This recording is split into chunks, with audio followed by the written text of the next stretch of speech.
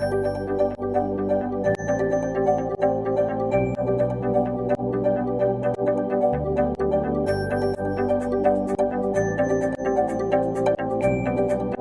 Movie Ratings is a one-stop, easy and elegant movie ratings experience.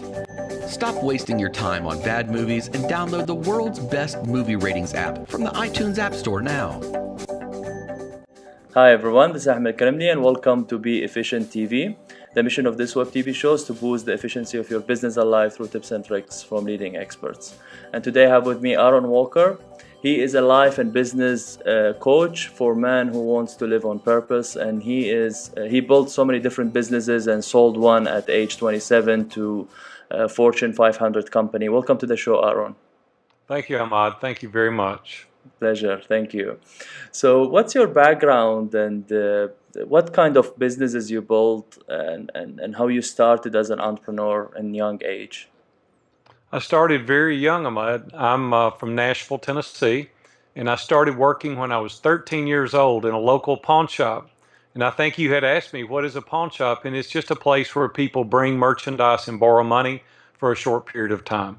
It's just to kind of get you over the hump, get you over of shortage in financial resources just for a short period of time. And we made small loans up to very large loans. It just depends on what your need was. So at 13 years old, my dad was in the construction business, and he remodeled a pawn shop in Nashville, Tennessee. I talked to the owner and asked him if he needed any help there, and he hired me immediately on the spot. I was still in school, and on Saturdays in the afternoons, I'd go there and I would work 2 or 3 hours in the afternoon cleaning the store. Well, Ahmad, I fell in love with that business. It didn't take me long to love the people, to love the environment and the atmosphere, and I fell in love with it. I decided to go to summer school and night school for 2 years while I was in high school. I had enough credits to graduate high school in the 10th grade. I didn't have to go my junior and senior year. I just wanted to work. So as a result of that, I met a lot of really interesting people. 2 businessmen that started buying diamonds from me and gold from me, making investments. They own the 21st largest insurance company in the nation, and they had a lot of money to invest. So I approached them one day and made an opportunity for them to go into partners with me. And they said, "How old are you?" And I said, "I'm 18 years old." He said, "You're just a child." And I said, "Well, I know this business and I would like to go into it." So in 2 weeks, I decided the amount of money it would take to go into that business and approached them, and they agreed to it. So in 1979, at 18 years old, they gave me a checkbook with $150,000 in it, and they said, "Go open it." And I did. It was very successful. In 3 years, we paid off a 10-year loan that we had taken out to open the first store. I saved the money and went and bought a second store. I repeated that 4 times.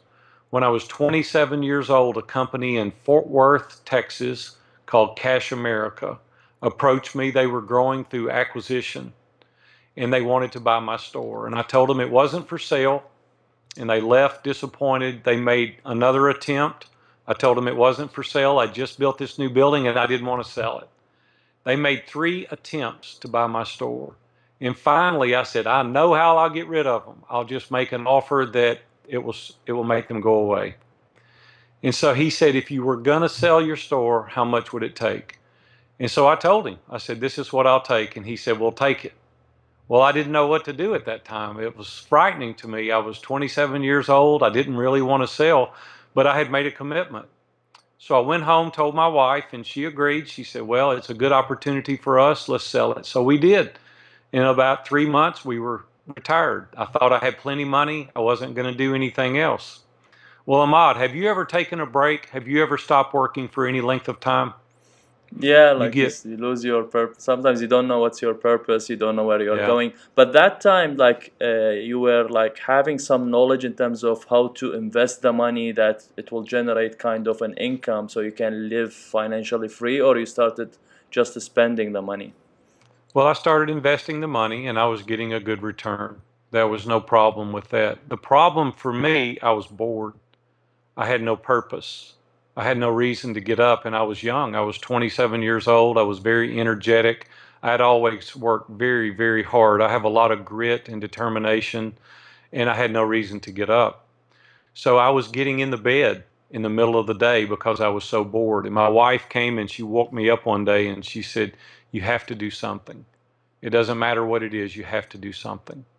So I went back to the pawn shop and I made an offer to the owner that I would work there one day a week just to let him take some time off. And he agreed to. Well, I started investing money into his business because it was growing. Well, about a year into that process, I had so much money invested in it, we decided to form a partnership. So for the next 10 years, I worked 3 days a week, and my partner worked the other 3 days. It was very good. Business was excellent. And at that time, I had met a guy named Dave Ramsey.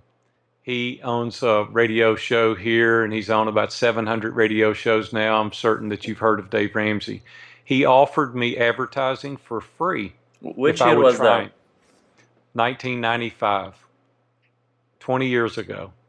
And I told him that I didn't want any part in the radio show. I had no interest in advertising. And he said, "I'll give you a week free if you'll just try me." So I said, "What the But heck?" like he was in the same city and he came to you, like he knew your shop and he decided, like he asked you. That's why it He started. was speaking at a Chamber of Commerce breakfast in the city which my store was located. And I went and heard him speak. And he was telling about this new radio show he was going to have called The Money Game. And he had a partner named Roy Matlock. There were two of them. And I invited him to see my store. So I showed him the store and he said, "I would love for you to advertise on my show."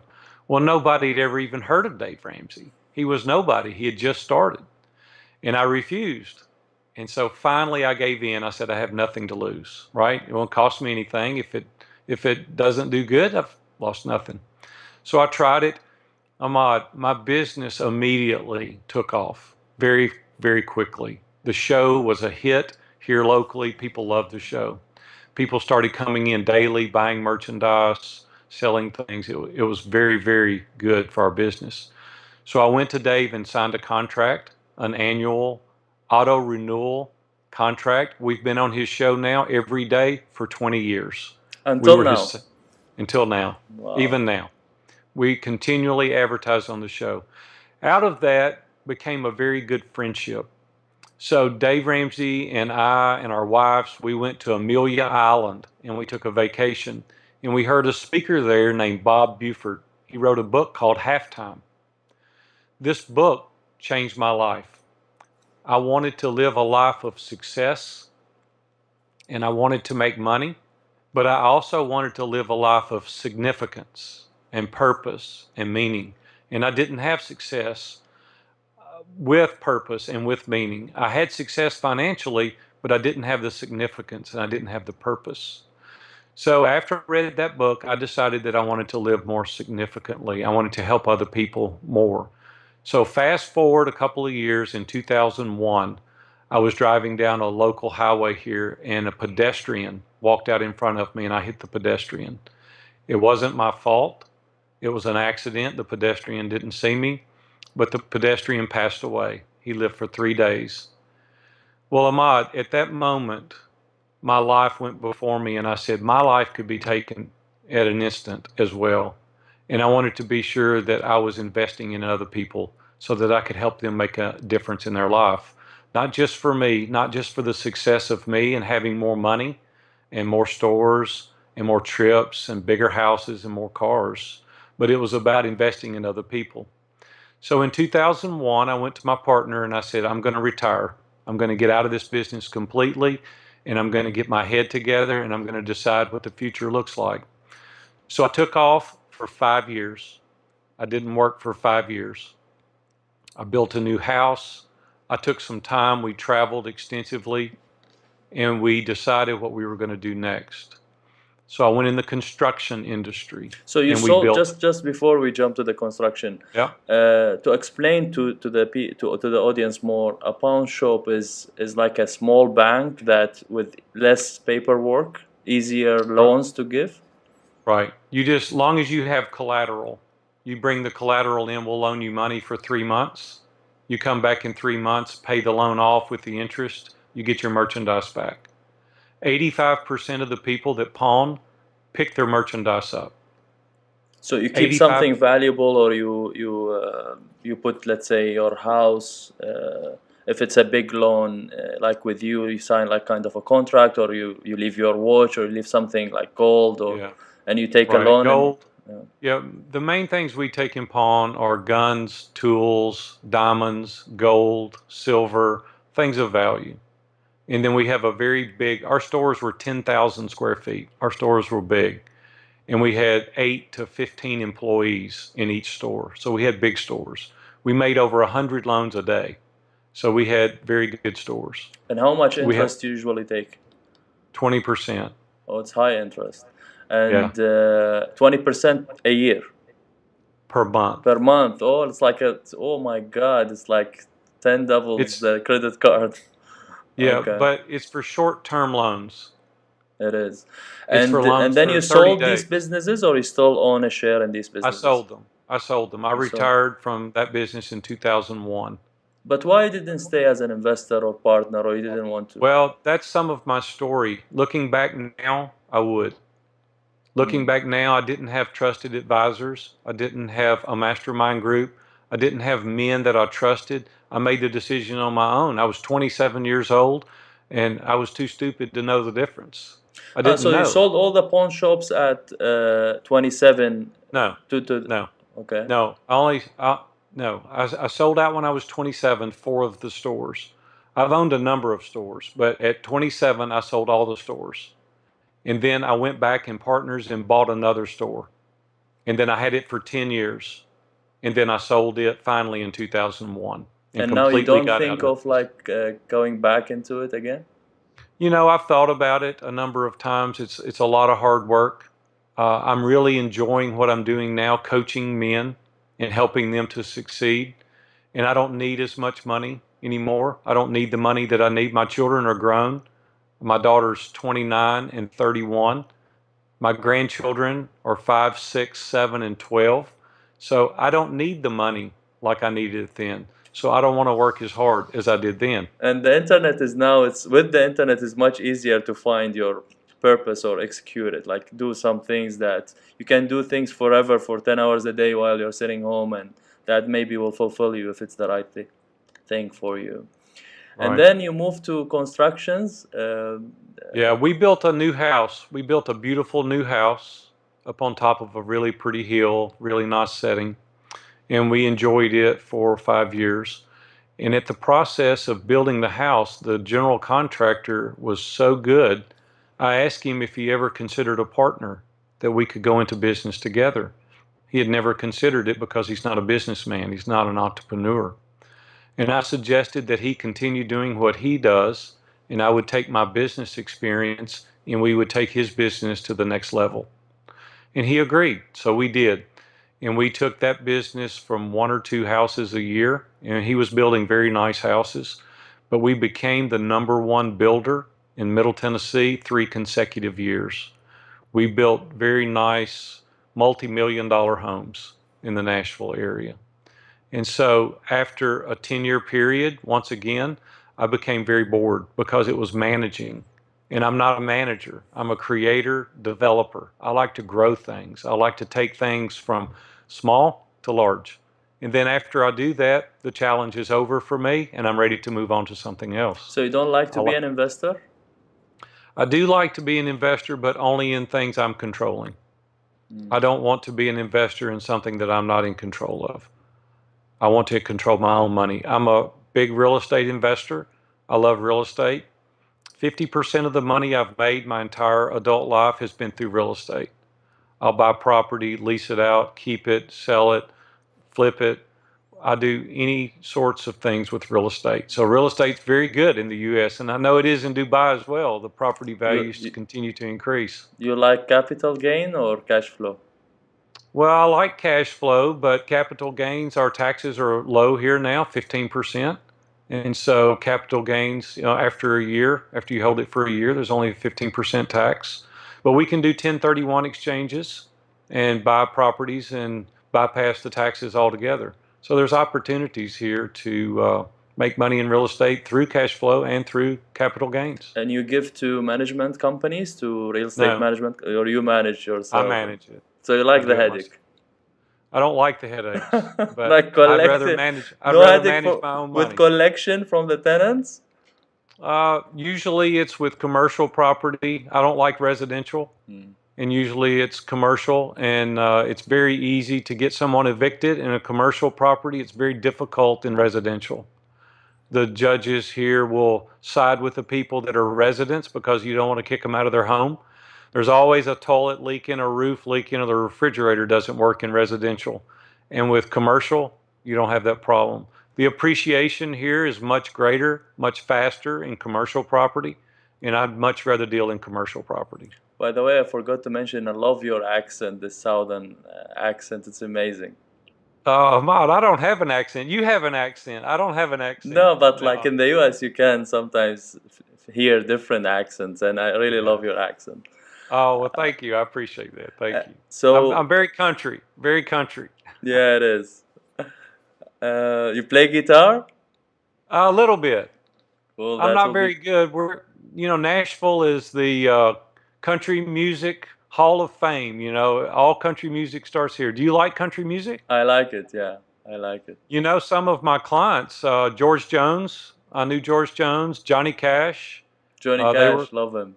yeah, they were good customers of our store. They shopped. He only lived about 10 minutes from me. Where I live now is only 3 minutes to where he lives or lived. He doesn't live there now. Of course, he's deceased. But a lot of the country music stars live right here in Nashville. Very cool. So construction, you continued from which year to which year, and then also you sold the business, or what happened? Yes, I did. I retired when I was 50 years old. I retired 3.5 years ago. But you look 40 now. No, I'll be 54 next week. I'll be looking for a birthday present from you. March the 16th. Definitely. Send me a birthday present. I'll be 54. March 16th? March 16th. Yeah. Sure. It'll be Done.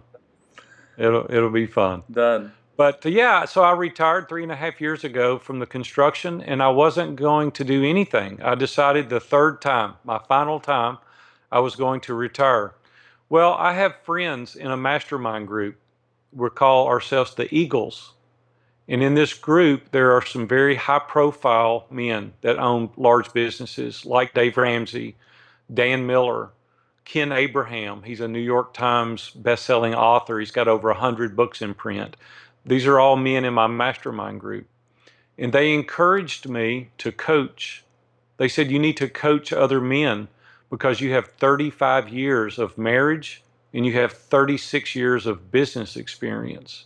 And the things that you could do and say would help other men to avoid pitfalls. And you could coach them. So I started mastermind groups, which I facilitate now, called Iron Sharpens Iron. So one man sharpens another just as iron sharpens iron. And I have one-on-one coaching. I chose men to coach primarily because I've been involved in mastermind groups with men only for 20 years. And I felt like that I could say things to men that I couldn't say to ladies. So you don't right? accept women? I'm not against women, but I don't coach women. I just coach men. It's a niche. Okay, and the with Dave Ramsey and the other like best-selling authors, mastermind is still going on until now, like for 20 years? We just finished. We just completed our time together because now we are coaching other people. I have another group called The Torch, at which I coach young men. And so they come to my office. There's 6 men that are under 35 years old. There are 6 men over 50 because we can hand the torch off to the young guys, right? And so we mentor and coach those people. Well, there's only so much time. So I don't have time to do all these groups myself and then coach and then do the mastermind groups. So time wouldn't allow to go any further. So we all decided that we would take the knowledge and the wisdom that we have as older men and we would take it out into the communities and help other people. So the groups is offline masterminds, and the mastermind that you run yourself is an online. How it works? I have one group that meets online. It's in a Zoom video conference room, and that's the way we do, just like you and I are talking now. There are 8 to 12 men per group. And then I have groups that I meet with locally here in Nashville. Dan Miller has a group called 48 Days to the Work You Love. And there's about 40 of us that are in that mastermind group. We meet virtually every week, and 4 times a year we meet in person.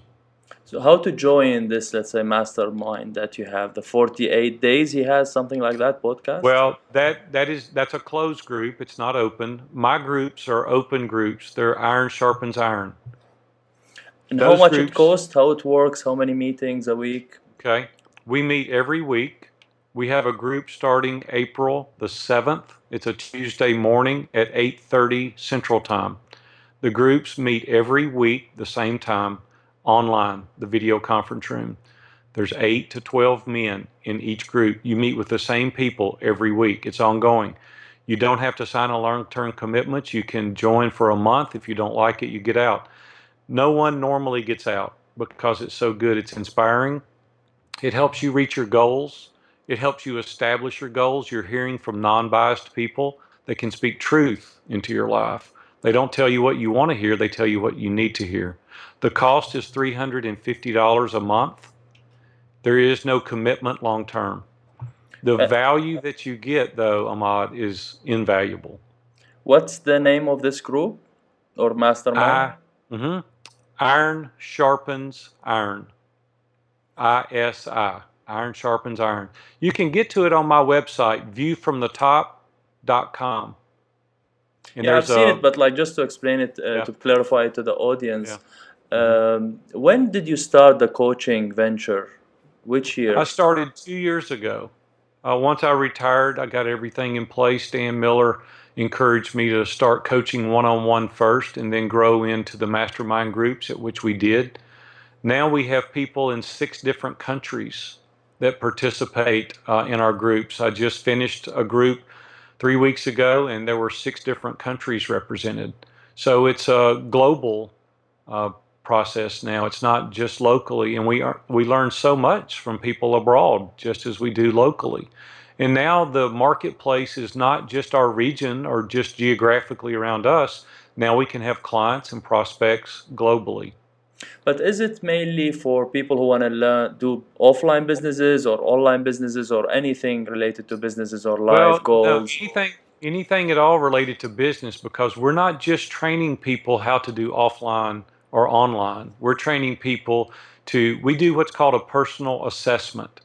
And we go through your ideals, we go through your identity, we establish the relationships you need, we talk about your faith, we talk about your career, we talk about your relationships. We get a real understanding of what you are as an individual, kind of an introspective look at who you are. Once we go through that process, I've created what's called What Do I Want? And Ahmad, most people don't know what they want. Most people just live reactively every day. They just put out the fires every day. By default. I teach people to be proactive. I teach people to think, if I could wake up tomorrow, geographically there were no limitations and financially there were no limitations, what would I do with my life? How do I want to breathe into my children? How do I want to raise them and teach them the character traits and the qualities that they need? Because they're not going to learn that elsewhere. They're going to learn that at home. And we teach people how to do those things. So there's a 30-question questionnaire of what do I want my life to look like. We help people establish goals. We help people establish their dreams and put those things into reality. And then practically speaking, what I do is I've created a course called Steps to a Productive Day. And what we do is we start out very early in the morning with your day, and we create a task. It's kind of like a steroid, it's like a to-do list on steroids. You know, it's mapping out your day. I'm very methodical and regimented, and in order to be successful, you need to have structure. And so I teach people to have structure. So those are some of the things that we do in the mastermind group and then in the one-on-one coaching. What are the questions that you usually ask people in the assessment that you use to accept people? How do you accept people? And there is levels of masterminds? If they progress, is there is like you shift them to another mastermind which is with There their are. level, or? Yes, there are. There are wantrepreneurs, solopreneurs, and entrepreneurs that can really live kind of in the same environment. Some of the questions in the personal assessment have nothing to do with your ability to be accepted or declined. We want to accept everyone that wants to learn. So I'll look at the people, their level of experience. If they've got 1 to 5 years of experience, they have businesses that range from 100,000 to $3 million. They normally have the same things to discuss. I have another Iron Sharpens Iron group that's very expensive. It's for people that earn $1 million a year minimum. They have to have a $5 to $15 million net worth, and it's expensive to be in that group. It's $3,000 a month to participate in that group. We have weekly calls to check to make sure you're progressing. We get together 3 times in Nashville for 2 days to come together to explore, to encourage, to meet, to build the relationships. We have a private page that those people only can go to and communicate, because people at that level have very quiet, secretive things to talk about that they don't want the marketplace to know, but they need advice. They need people that understand what they want to know and can breathe life into them, give them ideas. You may be looking for a transition. You may be looking for a merger and acquisition company to help sell your business. You may be looking for a succession plan in order to go to the next level and to retire and transition. It may be a generational thing where you pass the business to your children. So there are much different things to talk about for that group. So I make the decision as to which group to put you in based on your experience. Now, do you participate yourself in a mastermind group, let's say with people your level, other, let's say, New York Times bestsellers or business experts, or you're just focused on coaching? Well, I'm still involved in those groups. I will always be involved in mastermind groups because I will never have learned it all. Every day I learn. I'm an avid reader. I read 2 to 4 hours every day, and I want to learn so I can teach others. When I'm in the mastermind groups, it encourages me, and they share new resources and ideas with me, and then I'm able to share ideas and resources with the people that I coach. I don't think we ever reach a point where we have mastered it, where we learn it all. We always need to be being fed. And so I will always participate. I have a coach in Fort Worth, Texas. There's a coach there, Dr. Kruger. He is my coach. He is head at Baylor University Medical Center over psychiatry, and it helps us to understand why we do the things that we do. There's certain reasons that we participate in things that we do, respond the way we do. There's a reason for that. So I hired a coach to help me understand why we do some of the things that we do. And so I just hired a LinkedIn coach to teach me better how to use LinkedIn. I could figure it out, but I'd rather pay him $500 and let him tell me how to do it. It takes me there faster. There was a client I had in the pawn shop business in Rapid City, South Dakota. He was 3 years old, and I coached him for 6 months. I flew out there and then I coached him for 6 months. He said I took him from 3 years old to 10 years old in 6 months because I got him to do all the things that he needed to do because of my 27 years of experience in that business. I knew what to do, and he didn't. And so that's what coaching does. It takes the experience and it accelerates your business. So Ahmad, I will always be involved in mastermind groups. How much do you charge for one-on-one coaching? I have 3 packages. One is called Base Camp. It's where you first get started. I coach you an hour a day, 1 day a week, 4 times a month. It's $1,200. I have a package called Scaling the Cliff. It's for more advanced. It's $1,500. There's an hour and a half of coaching, unlimited email, unlimited text, unlimited phone. I have a package called the Summit, and that package is $2,500 a month. It's 2 hours a week, virtual or in person, unlimited phone calls, unlimited text. I have another package that's very expensive. It's called the Stratosphere, and it's for a week-long coaching, and we meet in a remote place off-site where you can fly in. It's $12,000 for the week, and it's every day, 6 days, 8 hours a day.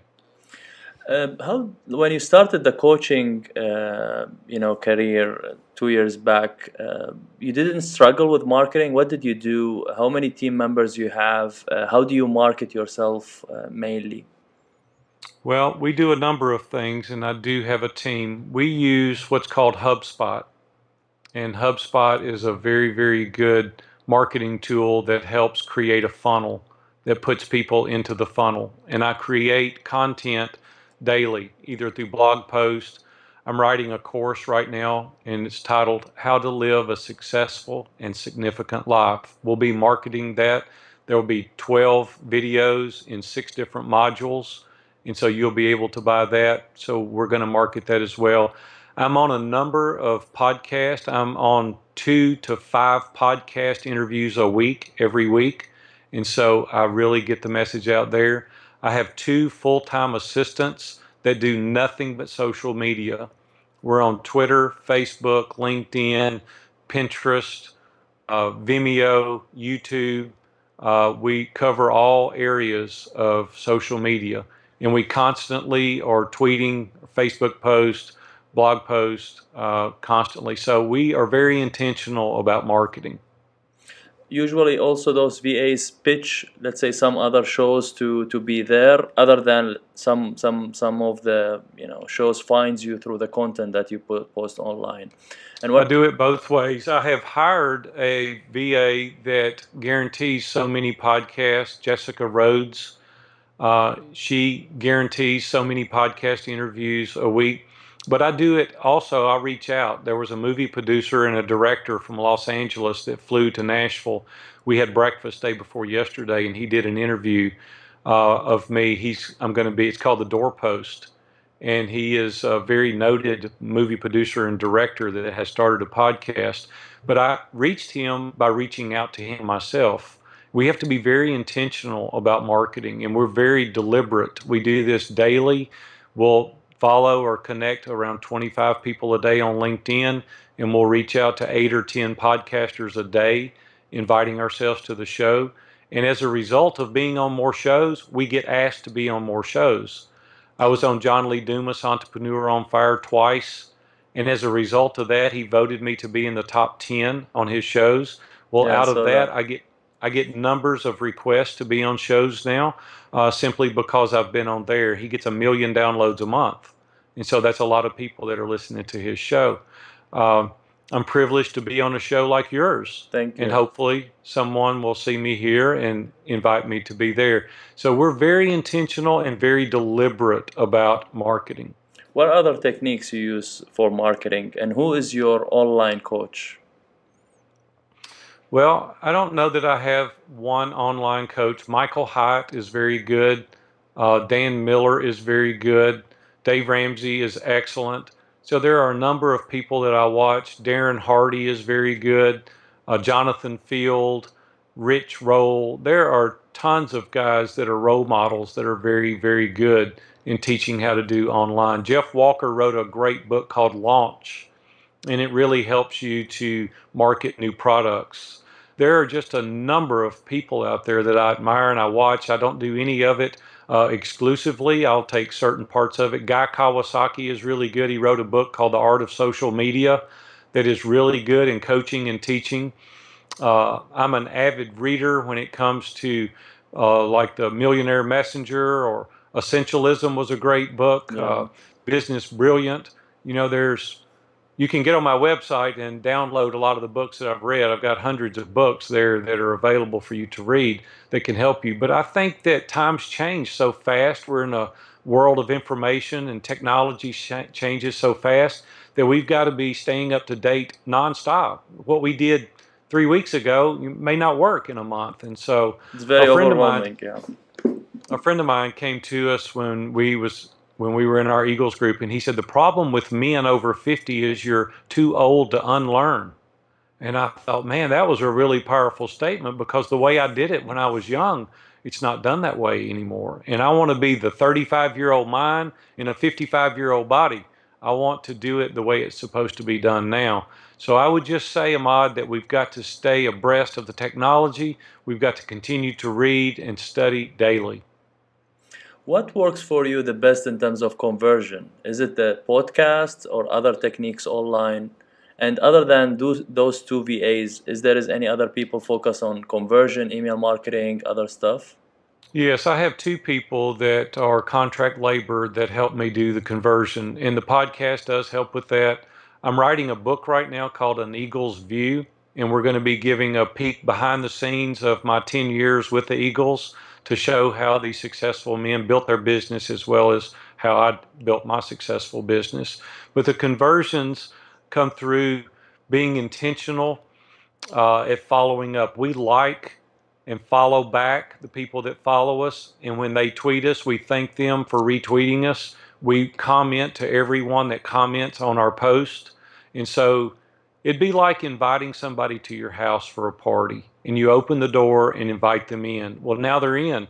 But if you don't speak to them or you don't serve them some ice water or some cake or punch, uh, then you've done nothing. But when you engage those people and you go back and check on them and you talk to them and you thank them for coming, it's just the same virtually. If you just get people to follow you, but you never follow back or you never talk to them, then you can't convert them.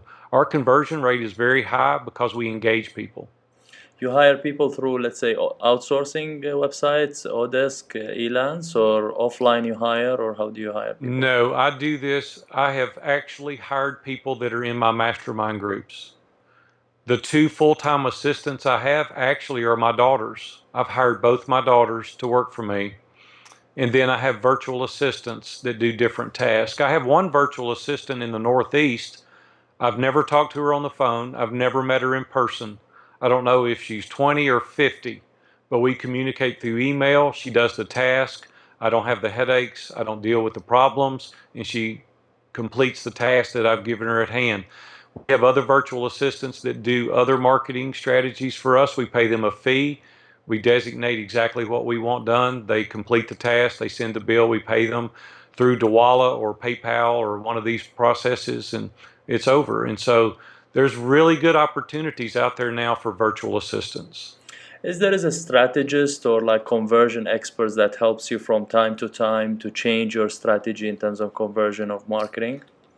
Well, today at 3 o'clock, I've got a meeting with a gentleman named Bill Seaver, and he is a strategist. And we have reached a point now where we're going to need to implement a plan in order to go forward because of the amount of people I'm talking to. There's no way for me to continue to trade my time for money. If I'm going to scale my business, it's going to have to be more through product and convert these people more to online because there's only so much time one-on-one, and I'm very selective in who I coach personally one-on-one. I want to be very cautious and careful that I have clients that are really wanting to do well, and I don't want my time to be wasted. So to scale this business, we have to become more strategic in nature, and that's what my meeting today at 3 o'clock is about. Why you chose the name View from the Top? Well, nobody wants a view from the bottom, right? Everybody wants a view from the top. And my son-in-law actually gave the business that name. We were strategizing over names. And he said, you've run with some people in business that have kind of a view from the top. And when he said it, it resonated so much with me. I owned at that time 55 domain names I had bought thinking I was going to use one of those names. And I did a test and I sent the names out to all the people I trust. And in that, I put the name View from the Top along with the other names. 67% of the people chose View from the Top. It was the only name I didn't own. And I said, oh my goodness, now I've got to see if it's available. I went out on domainhole.com, looked at it, it was not available. So I contacted the people and I said, I'd like to buy the name. Well, they sold me the name, but it was $3,500 to buy that website domain. But it was worth it to me. The name has really been good. People like the name, and that's why I chose it. How do we discover what we really want in life to live on purpose? Well, why would you not want to live on purpose? Why would we not want to live intentionally? Why would we not want to blaze new trails? Why would we not want to have the life full of gratification and empowerment and encouragement? And that doesn't happen by accident. So my tagline is live on purpose. I get up every day not wondering what I'm going to do today because I do steps to a productive day. I want to be intentional. We only have a short period of time. Our life is so limited. I don't want to waste a day. I don't want to have regrets. And that's why I live every day on purpose.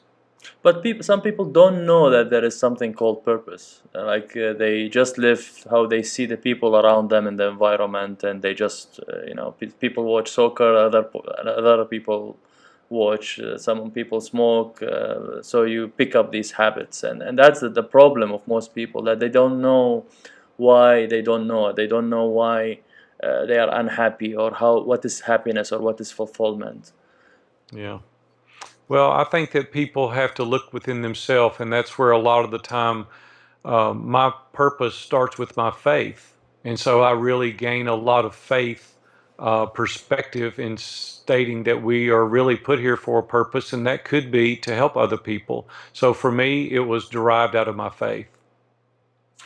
What other questions we should ask ourselves to have more purpose in our life? Well, I think some of the things that it's a very selfish motive to think that you were put here just for yourself. I believe in being a servant leader, and not only to my community, but to my family and to my children. And I teach people on a daily basis that when you enter into a marriage, a lot of your purpose is to serve your mate and to meet their needs. As a direct result of that, they will meet and serve and meet your needs. I think we should do that for our children. We're to raise them up and to educate them. And your purpose as an adult is to convey secrets of success and to instill quality traits and integrity and morality and honesty and all those traits in order to be a good citizen. And I think that one of our purposes is to do that. What are the essentials or must-have things or must-do things to have the life-work balance? Well, I think one of the things is having people that will hold you accountable to a schedule that you implement. I have a group of men that meet at my house on Thursday mornings at 6 o'clock. We meet every week, and it's to make sure that I'm giving enough energy and effort to my business. It's making sure that I give energy and effort to my wife and my children and my grandchildren. And so I think a lot of the times we think that balance is going to just happen arbitrarily. Imbalance doesn't happen. And I tell men to embrace the tension. The tension will never go away. You think that you're going to be exactly balanced in work and in life. It never happens because new challenges present themselves, new opportunities present themselves, and we constantly are in a state of flux, moving left and right. And so, if we're worried about the tension and we embrace that tension, more than likely we'll be doing the right thing more than if we don't embrace the tension. So I tell men all the time, embrace the tension. Tell us more about your book, An Eagle's View, and are you going to self-publish it, publish it? There's two schools of thought, as you know, as author. I'm right at the crossroads of making that decision now to whether to self-publish and have total control or whether to go traditional publishing and lose control. And so I'm right at the crossroads as to making that decision or not. I have recently discovered there's a hybrid that we can do. You can work with a traditional publisher, but have more control. And I believe that's the process I'm going to go with. The book is simply about my life and the grit and determination that I've used to excel.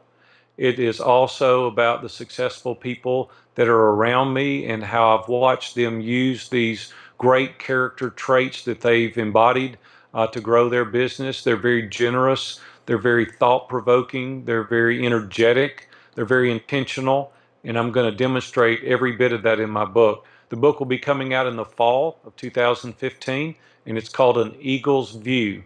I would love for you to reach out and buy several of those books. Well, and especially if there is an audio version of it, because I just listen to books, I don't read books. There But will be I an would audio love to read it. version. I'm enjoying the interviews. You cannot imagine how much I'm enjoying it and the value of the information that you are sharing. I hope that the audience will really benefit from it, and it's amazing what you are sharing with us.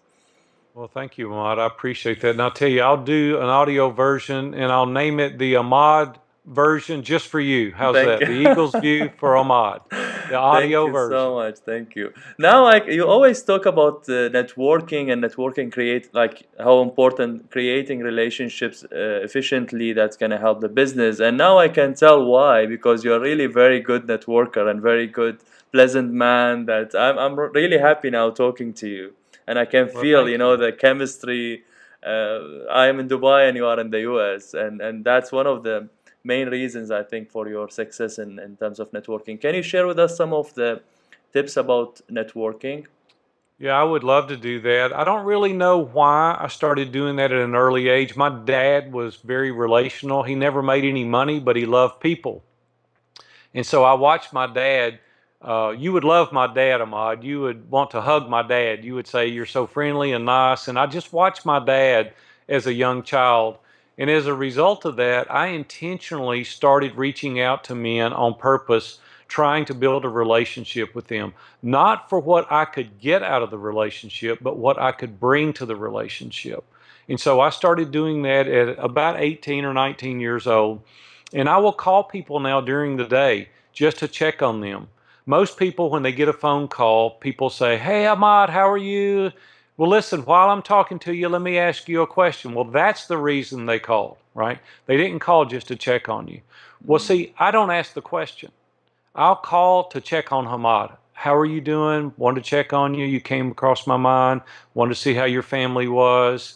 And now they're thinking, Aaron is really interested in me. He really called to check on me.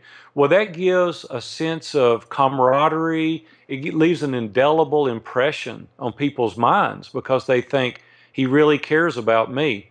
Well, now I encourage people daily. I will send emails out intentionally. I will sit and write emails to congratulate people, to glad your book is coming out. I'm going to buy your book. I'm going to support you. I'm going to encourage you. Well, the reciprocity happens as a result of that. People want to do things for you naturally just because you were kind and polite and gentle and you really reached out to them. Well, life is so fun as a result of that because my motives are pure. My motives are good. I want to reach out to you and you be my friend because I want you to be my friend. And out of that, business happens. See, I can teach people how to make money. It's not that hard to make money. What really matters in our lives are other people, building relationships, edifying one another, lifting each other up, and helping them. So I'm very, very intentional about building relationships. Which platform on social media you like the most to build relationships online? Which one you prefer yourself? Twitter. Well, more It's than Facebook. short, it's concise, it's immediate. Don't tell anybody I'm not a Facebook fan. It's okay, but I'm not a fan. I like Twitter. I enjoy LinkedIn, but Twitter is probably my favorite because you don't have to say a whole lot. 140 characters, right? You say it, you get your message, and it's instant. People can reply right back. And yeah, I love Twitter. What are some of the other projects that you're working on now for the future? Well, I'm building two right now. The primary ones are the book, as we've already talked about. The other one is the course, How to Live a Successful and Significant Life. That will be coming out in about 90 days, and it will be very affordable. It will be 12 modules and 6 modules with 12 videos. What are some of the tools or softwares that you use and makes you more efficient? Well, a couple of the things that we use that are really, really helpful to me are zilliondesigns.com. It's a great resource to help you design documents or logos, papers, websites. There's millions of things that they can help you design. Scrivener is a really good tool that I use to write with. Most of the Authors are using Scrivener is a great tool. So those are two of the tools that I really use. Evernote is good. Uh, I'm not as big in Evernote. Google Docs are very good. We use Google Docs every day. So those four resources would be good. How is your daily, take us through your daily life and work routine. What do you do since you wake up until you sleep? Well, I'm a very early riser. I generally am up between 4 and 4:30 a.m. every morning. An eagle. Uh, yeah, I'm an eagle, right, right. And so I'm up early. I'll sit in my chair for the first 5 or 10 minutes and meditate and drink a glass of water and get my coffee going. I love coffee, and I'll spend time reading the scripture. I'll spend time meditating and praying. I have two prayer lists that I go through for family and my clients. I pray for each one every day. I'll spend the next 15 or 20 minutes being quiet, just listening, just being still, trying to get my day centered. And then after that, I'll open the emails to make sure that nothing drastic has happened overnight that I need immediate attention to. I'll generally spend the next 2 hours reading. I keep 2 or 3 books going nonstop all the time. Right now, I'm reading E-Myth for the second time. I just completed Essentialism, Millionaire Next Door, Business Brilliant. There's a number of books that I just completed, and I'm ready to start the new ones. After that, I'll generally write for an hour to maybe 2 hours a day. I normally have 2 to 3 coaching sessions, either in person or virtual, each and every day. I generally eat lunch with my wife each and every day. My office is at my home. I'm building a new office now to expand into that's larger here on my property. So I eat lunch with my wife every day. I'll then either write or check the email again for an hour after that. Generally by then it's 4 o'clock in the afternoon, and I'll have coffee for 30 minutes with my wife in our sunroom, kind of get caught up on our day. And generally by 6 or 6:30, the day is over for me, and we have dinner, and then we try to relax and unwind for the evening. And I generally go to bed, 9:30, 10 o'clock every night. So I'm a 6.5 hours of sleep. Historically, on weekends, Saturdays and Sundays, I reserve for my family. I try not to work. I will do the necessary things related to social media just to check on those or the email for maybe an hour each day. But generally, I try to reserve those days for my grandchildren and my wife and my faith.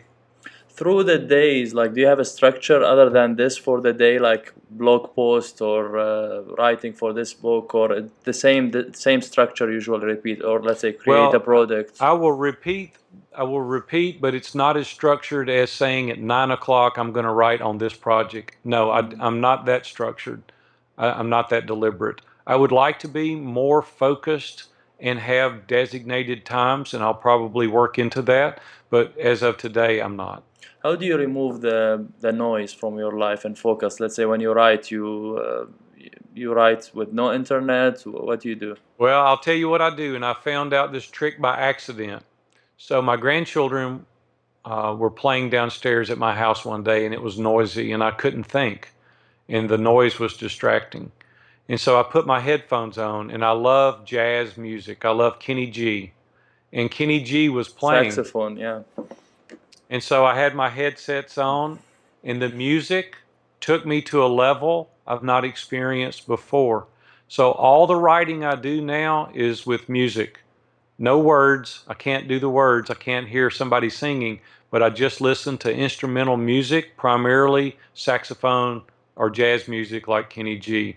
But it really takes me to a level that I can write with no distractions. No internet on, no phone on. I can't be disrupted. I can't be distracted. In order to write, I have to be clear and I have to be listening to music. Do you have a routine to sleep? It's easy for me to sleep. I lay down and in 30 seconds I'm asleep and it's over, and I wake up at 4:15. No alarm. I wake up on my own, and my body has done that for so long. It's not hard for me to go to sleep at all. What are your other hobbies? I'm an avid reader, as we've already talked about. I love to fish. I love to play golf, and I love to play with my grandchildren. Top three mentors. My top three mentors, you probably won't know any of them, but Bob Warren is my top mentor. Bob passed away this past August. He was a friend for many, many years. David Landreth is my second top mentor. And I've got to pick three. Herb Berry would be probably my third mentor. We've been friends now over 40 years. He was the man I started with in the pawn shop business when I was 13 years old. For 4 decades now, we've been friends, and to the best of my knowledge, we've never had a crossword. So I would say Herb Berry would be my third mentor. Most important factors for success in 3 words. Grit, determination, and perseverance. What's the biggest failure moment in your life and what did you learn from it? The biggest failure in my life, and what did I learn from it? I would say selling my business at 27 years old, and it would pay larger dividends had I had trusted advisors and mentors at an earlier age that would have kept me from making that mistake. Top 3 apps that you use on your smartphone. Top 3 apps. I'm not a real big app user, but I would say Google. Does that count? Everybody's got Google. Uh, I don't know, Ahmad. That caught me off guard. I don't know what three. I can't give you top three. I could look at it and tell you, but there's not three that I really use all the time. What are the habits that you're trying to develop to stay efficient? Well, probably reading even more. The Power of Habit was a great book that Charles Duhigg wrote. If you haven't read it, you need to read that book. It helps you identify cues in your life that can implement new habits, and then you can stop old habits. So some of those habits. The other habit that's really tough for me, and I want to learn to do this better, my wife keeps me in check, but at a certain time in the afternoons, I need to be completely finished. And I want to exercise that more in my life to where I pick a time, whether it's 6 or 7 o'clock, and I don't pick up any more electronics. I don't write anymore. I don't return any more emails. I devote my total attention and time to my wife. And so that would probably be a habit that I need to implement and work on most.